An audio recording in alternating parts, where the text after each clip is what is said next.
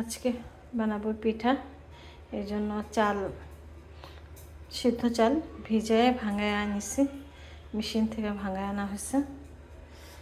এখানে বড় গামলার 1 গামলা, আর এই পাশে আমি একটু চিতই পিঠা করব, সেজন্য ডোটা করে নিচ্ছি।